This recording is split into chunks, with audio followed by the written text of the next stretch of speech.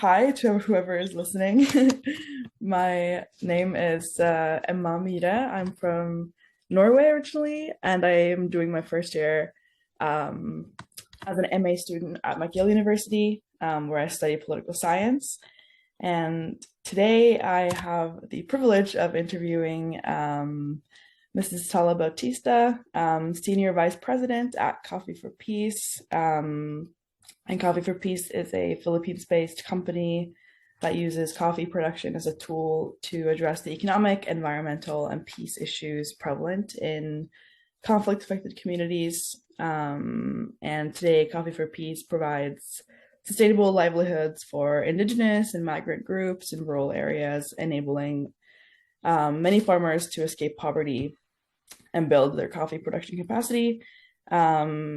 And the company's focus is largely on sustainable agriculture, peace and reconciliation between religious groups, environmental protection, and entrepreneurship. So, with that being said, Tala, welcome. Could you maybe tell me a little bit about yourself, your background, and how you got involved with Coffee for Peace? Yeah, thank you so much, Emma, for the invitation and for your interest also in our story. So yeah, my name is Tala, and I'm an indigenous person from the Philippines. I'm from the Sumacher tribe in Kalinga. So how did I get involved with Coffee for Peace? That was the first question, right? Yeah, exactly. All right. So I actually got involved with the peace building organization of which Coffee for Peace came from. And so that's Peace Builders Community, Peace or PBCI.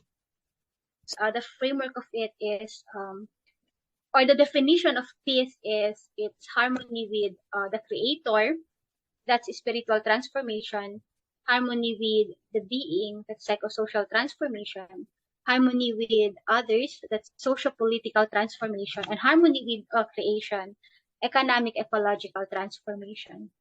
And to hear this framework for me was like, oh, this organization is reflecting who I am as an indigenous person. And this organization is reflecting the values that we have. And I saw myself in it. I saw myself in the framework. And I said, I want to work for this. If this is the vision of this organization, then I would like to work for it. And so that's how I got involved. And Coffee for Peace is one of the programs that PBCI does with communities. And throughout the years, I mean, CFP and PBCI, they're interchange, like they're so tightly connected that if you are in PBCI, you will be in CFP. That's Coffee for Peace. And so that's how I got involved with CFP. And then a few years ago, I'm more focused now with Coffee for Peace. Right. So yeah, that's how I got involved. Great. Thank you so much. That's really, really cool to hear. And like you said, I mean, you touched upon like the sort of vision that Coffee for Peace has and that this really resonated with you. And I wanted to kind of touch on that a little more because, the way I got informed about Coffee for Peace in the first place was through the Business for Peace Foundation, where your CEO, Joji, am I pronouncing that right? Won the Business for Peace Award in 2020, and that's where I was kind of introduced to it in the first place. So obviously a big sort of pillar in your work is also like peace building in communities. And can you tell me just a little bit more about your approach, like Coffee for Peace's approach to peace building in your communities? Okay, so first of all, we have to understand the history of the Philippines and why social entrepreneurship, specifically Coffee for Peace, became one of our approaches to peace building. So, because of colonization, many of our indigenous people's ancestral domain were lost. Right. And then they were pushed out of their ancestral domain, and really, and even as they were pushed out of their ancestral domain, they are also not reached by government social services, Okay. right? And so the main issues for peace generally among these communities is really poverty. And let me I don't want to use that. It's economic and unsustainability, because they are so rich in many ways. They are Right. so rich in culture, they are so rich in family, they are so rich in oral history, but their economic sustainability, they do not have economic sustainability, Right. right? So and so and also, because of the pushing out of from their ancestral domain, many of them, especially the young people, are slowly losing their cultural identity. And so there's economic sustainability and the loss of cultural identity. Can we help solve these two these seemingly disconnected problems? And we say yes. Throughout all the trainings, we are now journeying with them on building a social enterprise that's deeply embedded in their culture. Actually, that's the training that we just came from, like yesterday. Oh, great. We were the Tala community, and it's fascinating. Their stories are so fascinating, like how they were doing business before. It's really deeply embedded in sharing. Like, okay, I'm rambling, but I just want to share this one. Yeah, of But course. I was so fascinated, because we were asking them like, okay, how did you do business before? And they were saying that the way because entrepreneurship is a way of meeting their needs, right? And their experience was that if entrepreneurship is a way of meeting their needs, is a way of to live, it's not a transactional thing for them. It's not an exchange of goods, but it's more of making sure that all of the people in the community have enough food, enough water, like enough of their basic needs. Right. And so, for example, if one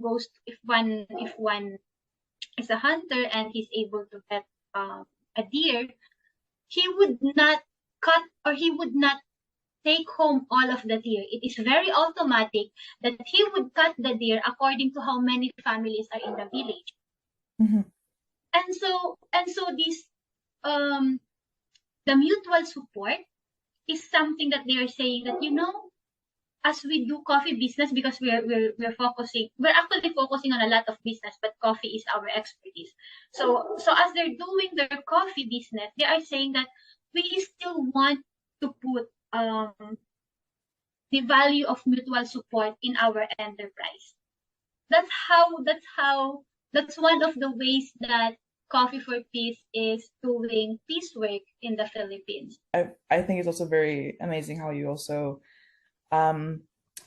really integrate the perspectives and the perspectives from indigenous peoples into creating sustainable livelihoods, and that actually brings me to my next question, because another important value also, in addition to peace building in Coffee for Peace, is like sustainable agriculture, sustainable livelihoods, and also environmental protection. And so I was wondering if you could tell me a little bit more about your approach to these issues, and especially then how you also bring in this indigenous knowledge that you were talking about into environmental protection and sustainable agriculture in your business. Yeah. So this is actually also one of the fascinating things. Oh, by the way, the indigenization of social entrepreneurship is something new for our organization. We've been doing this in practice, but it is just now that we're being very intentional about it. Okay. That we're actually redoing the business model canvas, how to use it, indigenous communities. So it's actually something new that the tribes are so gracious in letting us in. Right. So gracious in sharing their stories. But anyway, about sustainable agriculture. So the same tribe that we just came from 2 days ago. So we were talking about. Oh no, no, I was asking them what are the traditions, or what are the practices that you are doing in in not agriculture, actually, in your businesses before. And since they are agriculture based, one of the groups presented through a dance and a song about their pamulaan, and it's an 8-step ritual. I don't know the right term to use that, but there's 8 steps in it, and they have to do it as they plan. So aside from the activity of planting, sowing, reaping, with each step there is a ritual tied to it, and the ritual is it's a recognition of their relationship with the environment, and their relationship with the spiritual world, and their relationship with other people and with the rest of creation. So each ritual recognizes that, and so that's why those beliefs in the interconnectedness of people and other creation and the spiritual world, that deep respect fuels their agricultural practices, and so they will not, and so they don't destroy the environment, even though they need to plant more.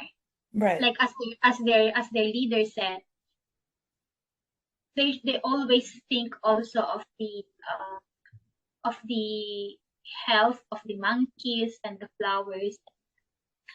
And so as we were doing their business model canvas, this person said, you know what? Why are we so focused on making our farms GAP certified? Like, what if we include also in our systems, in our business systems, and also in our packaging, the pamulaan certification, which means that product underwent the pamulaan ritual of the tribe.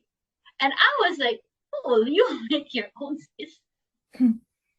And so yeah, it means, because the pamulaan is it's sustainable agriculture. And so they're saying that, why don't we use this in our products instead of just using the GAP certification? Right. But a GAP is good agricultural practices. And so that in itself, like listening and affirming indigenous rituals, is in itself an affirming or a strengthening of sustainable agriculture. And also, coffee in itself it's actually being used to reforest. Okay. And so as we especially here in the Philippines, that logging really destroyed much of our forest. And so it also encouraging people to plant coffee, also reforest the mountains. Okay, great. That's very, very fascinating. And that you kind of, again, combine ways of thinking about the world, like indigenous ways of thinking about the world, and using that to really foster like sustainable agriculture and sustainable livelihoods for people in the Philippines. And and I would like to say this, I would like to be very clear about this, because we think as outsider trainers, We have the knowledge, we have the wisdom, and so we go to, like, it's so easy for us to go to a community and say, we have the knowledge to do sustainable agricultural practices because we learned it. We learned it in universities. But if you actually look at the concepts, they've been practicing it all along. It's actually higher because their practices are tied to a higher spiritual reason. And so for us, it's always appreciative inquiry first. Right. How do they see the world? What are their values? And then you can see from listening to them that they are already practicing sustainable agriculture. And Right. so that's why I'm sharing these stories, because I really want to show that we are not experts. Like, it's always a continuous journey in everything that we are. It's always, we learn from them and they learn from us. And that includes sustainable agriculture, that includes entrepreneurship, that includes peacebuilding, that it includes everything. It's always a sharing of ideas. It's always a sharing of wisdom. Yeah.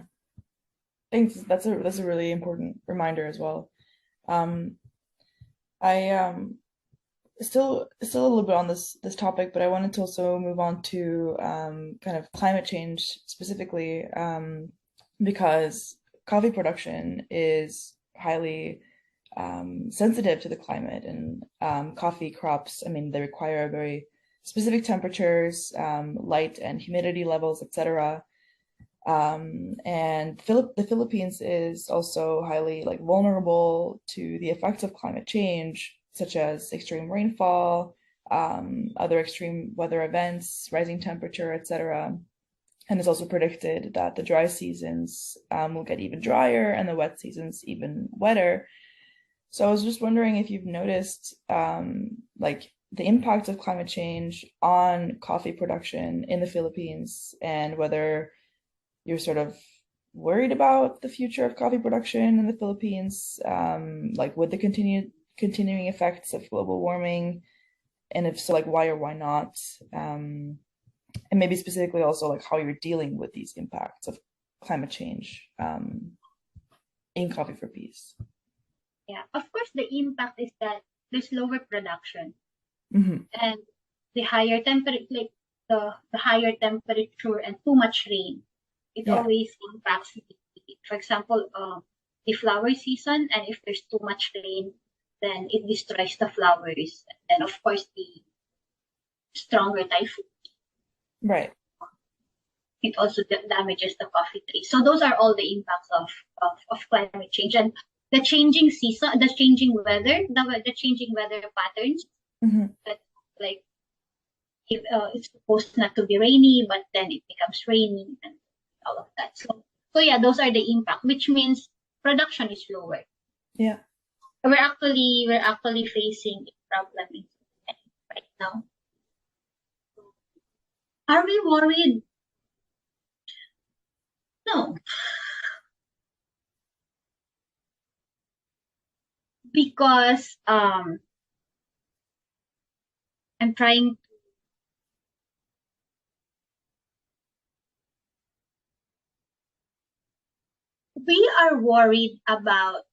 I am worried about the impact of climate change on our people.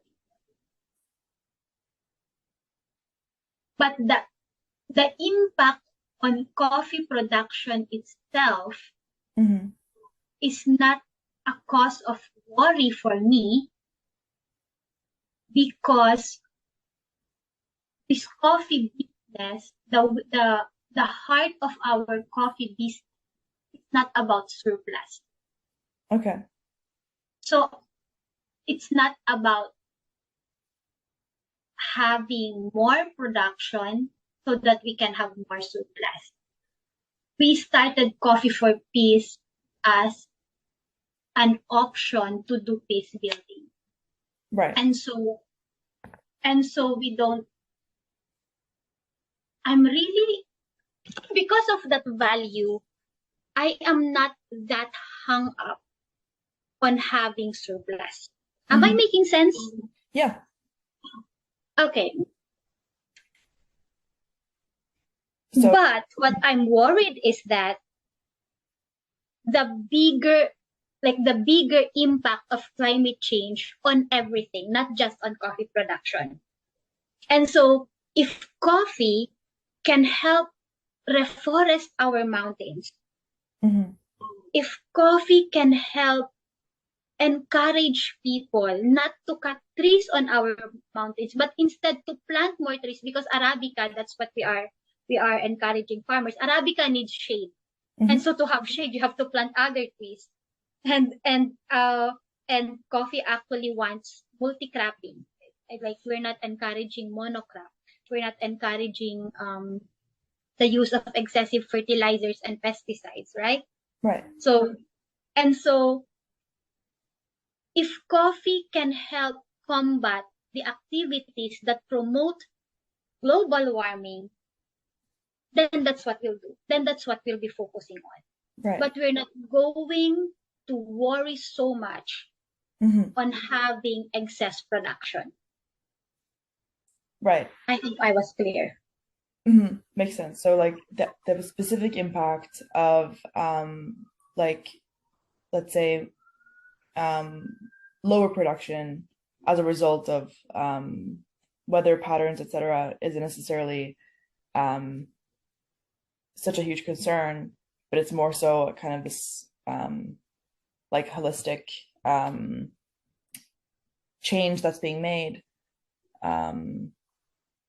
by, you know, reforesting, for example, and just making maybe the ecosystem in some way more healthy or more resilient as a whole. Yes. So the coffee business is not the end. The coffee business is the process. If it can help provide peace to the communities, and peace, that means, again, what I've said, that spiritual transformation, the social, the psychosocial transformation, the socio-political transformation, or I can say more stories about that, and the economic ecological transformation. Right. Then we'll continue doing so. Right. That's really great. I think your whole I mean, Coffee for Peace in general, I think it provides so many insights in terms of all these intersections, you know, between you know, between peace and between environmental protection, between indigenous knowledge, and between, you know, so many different things that kind of all come together. Yeah, because you see, like, why am I so why am I not answering your question directly? Because if I start focusing on coffee production, there's a very huge transformation drift. Like, oh, we need to plant more coffee, and then I might not have time to listen to the community and ask them, you know, what's your story? Like, you know, like, what do you really want to plant in your communities? Because they might not want to plant coffee, you know. And then if I'm too focused on coffee production, I might just like drive the community. You have to produce this, and then all the other aspects of peace are not focused on, or are not being listened. Right. So that's why we're very careful. I'm very careful to keep the value, to keep the peace value as the center of our business. Right. That's really cool that you say. I'm wondering whether you have any have you thought about like how like bigger, let's say, development institutions or like bigger global organizations that focus on like sustainable development and climate change, etc. Do you think that your approach is a bit different, or like different from them, or do you feel that these global institutions might kind of forget that perspective sometimes? Most of the times, or generally, organizations, and that's why I'm also very careful with us, we tend to think that we know the answer. So we bring programs to communities. We say Right. that, we have this program. It's very, very good. It's well researched. It has all these log frames and everything. Right. And then we put so much money in it. We put so much money so that it can be implemented. Mm-hmm. And so the stories of the community who have been there all these years, all these centuries, they are not listened. And so the tendency, especially with outside organizations, that we think we have all the answers. We think we're the wise people. But Right. the people have their own wisdom. And if we can listen more, if we can truly if we truly humbly, not just on the mind level, but on the heart level, on the DNA level, really, really say that the local people have this wisdom, then we will be able to let go of our preconceived notions about our programs. Yeah. Then we will be able to co-create solutions that's a result of integration, of interdependence of our bodies of knowledge. Right. So that's what's missing. That's what I'm always pushing against when with most approaches. Yeah. Thank you for that. I think that's also a really good kind of end note here as well. I think it's important also, I mean, for me also as a student and maybe pursuing academia later, like to keep this in mind that there are so many different ways of producing knowledge, and it's important not to get too sort of comfortable with one or too caught up with just one dominant one, let's say. So thank you for that reminder. And I think I want to wrap it up as well. I'm sure you also are very, very busy with things, so I don't want to take too much of your time. So I just want to thank you again so much for participating in this interview.